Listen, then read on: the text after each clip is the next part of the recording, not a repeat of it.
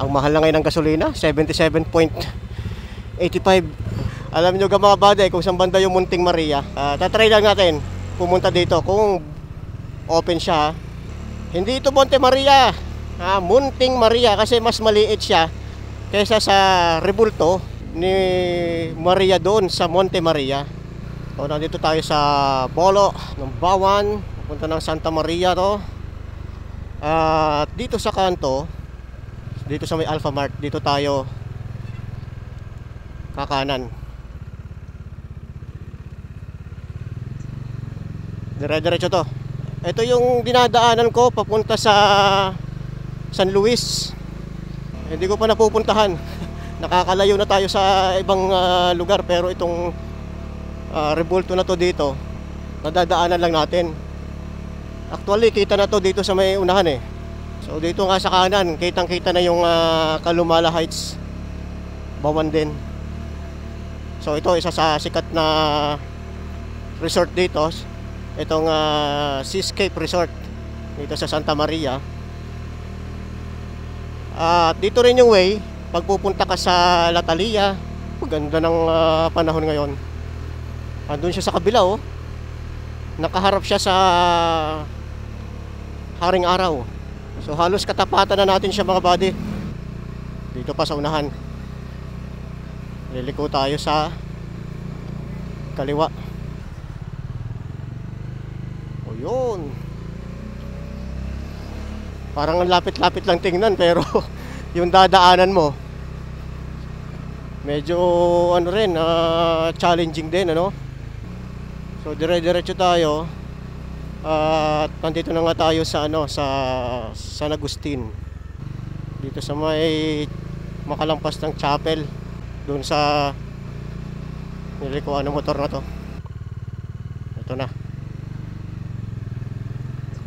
idiretsuhin lang natin to kasi yung pakanan papunta na doon sa Colbo, Sampaguita, sa Pitugo. Medyo makitid na rin yung daan dito. Pag malapit na kayo sa Manggahan, ibig sabihin konti na lang, may konting off-road pag papunta kayo dito.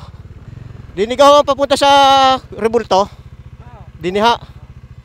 Open ho yan, open. Salamat po. Kailangan handa kayo. May off-road, may off-road. Shit.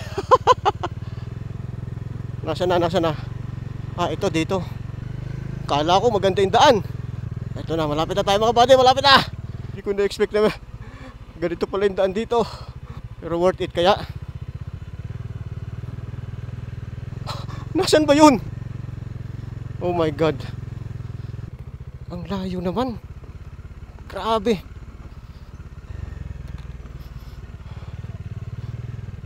Napasubo tayo ah. Ang hirap pala dito. Malapit na, malapit na.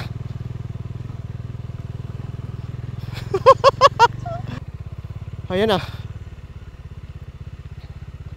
Ayun. Oh my gosh. Ang ganda ng view dito. Woo!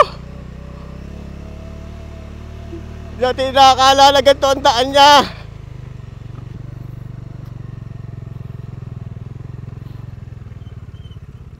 Ayan na. Ang Munting Maria.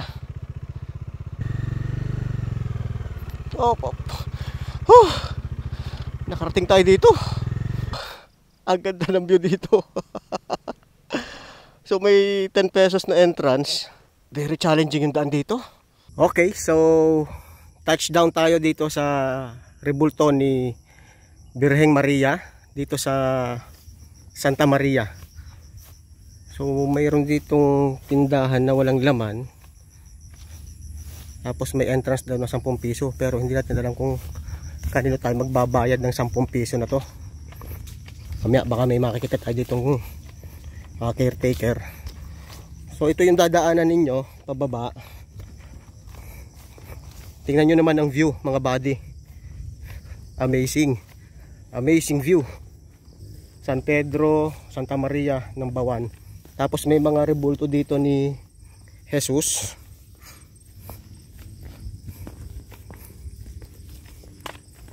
Yan. Then maluwag yung pinaka view deck nila mga buddy. Ito yung pinaka view deck, oh. Kakalungkot lang kasi yung iba binabandal tong ano, mga gamit dito. Mukhang napabayaan na rin to mga buddy. Yan yung kanyang view deck. Nandun yung Kalumala Heights sa kabila. Ito na yung rebulto ni Munting Maria. Hindi Monte Maria, Munting Maria. Maliit. Halos kasing laki itong mga buddy nung sa Luya, sa San Luis. Tapos dito may mga upuan siguro pag nagmimisa. Ito yung pinaka-altar niya. Tapos may mga rebulto pa rin dito ni Jesus. I-tour ko muna kayo dito sa kabuuan nito. Wing, may siso. Ito, monkey bar. So yan, dinaanan natin kanina. Ang ganda, oh. Yan yung kalsada na yan, papunta doon. Batangas Bay. Sobrang ganda ng view dito mga buddy. Napaka peaceful. So yan mga buddy, nalibot natin itong lugar na to na pagmamay-ari ng pamilya Bantugon. Napakaganda mga buddy, no? Sayang nga lamang nakita natin yung ibang part nito, lalo na dun sa baba na may mga kwarto pala mga buddy to. Eh ano, sayang at napabayaan. So sana bumalik yung dating sigla ng lugar na to. Kasi ito ang isa sa pinaka may magandang view na nakita ko pagdating sa may mga ganitong rebulto, kagaya doon sa rebulto ni Jesus sa ano, sa Luya, doon sa Monte Maria, nandoon sa kabilang yon. Pero ito talaga isa sa the best kasi kitang-kita yung buong Batangas City, Bawan area hanggang doon sa dulo. Yung Mount Makulot nandoon sa kabila, sa Cuenca, halos lahat. Medyo hazy nga lang siya pero ang ganda mga body ng view talaga.